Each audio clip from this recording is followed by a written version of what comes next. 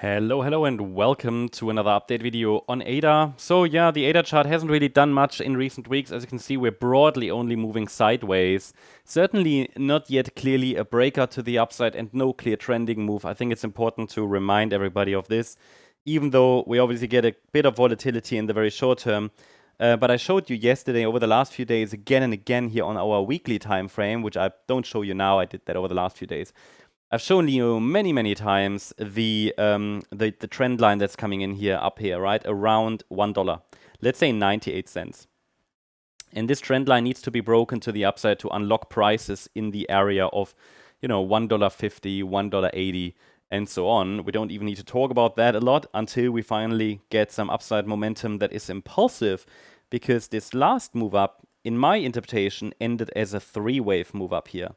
So that means lower is still likely. I'm not fully convinced yet that the 15th of September low marks a very meaningful low. I think lower at least is likely, even if it's just a broader B wave.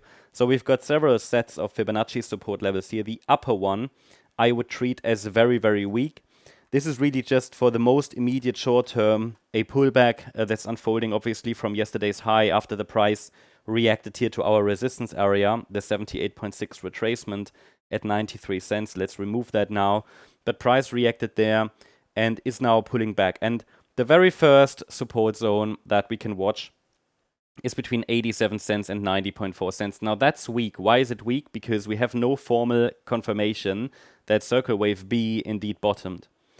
What does that mean? It means we have no 5-wave move up. Yeah, we don't have a break above a key level. As you can see, we didn't even break above Fibonacci resistance.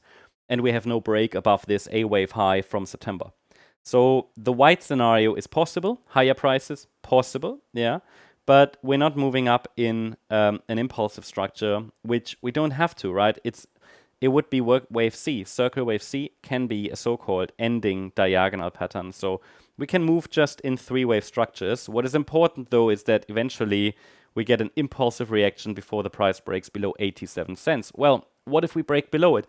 Not a big deal. It would just mean that probably this B wave is still unfolding. So again, that's why this support area, even though the price already reacted nicely to it, this is still on the chart. I'm not prepared to remove it from the chart. Basically, we're then falling back into the same scenario that we've been watching since the 13th of September high, so for the last week or so. Yeah, we could simply extend this B wave, which is absolutely possible. There is still room in this support area, and the price should then find support between 81.6 cents and 84.4 cents. This would be, you could say, an alternative support area to watch. These are the most immediate support areas to watch here, where the price could, find some support. I show you both because it's entirely possible that we've already bottomed. This pullback satisfies all requirements for a fourth wave. Sorry, not for a fourth wave, for a B wave. And I see the potential that some coins are at least trying a breakout. Now we need to keep in mind September is usually weak, so keep that in mind. And also there's triple witching today in the markets.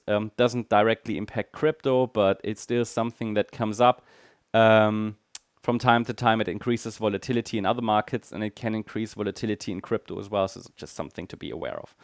Yeah, that's the update on ADA. Hope you liked the update. If you did, please hit the like button, leave a comment, and subscribe. And if you're interested in additional updates, make sure to join our membership for additional updates. Also, on Sunday, we're going to run our member live stream again.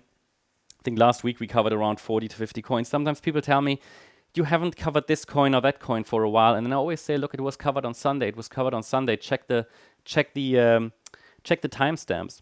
So there are 40 to 50 coins in addition that we normally analyze there. Also, feel free to join us on X for additional updates, charts, news, and much more. You can find a link in the description, and I also put the link for you guys into the comment section. Join us over there. I'll be there after this video as well if you have any questions. Thanks so much. Bye-bye.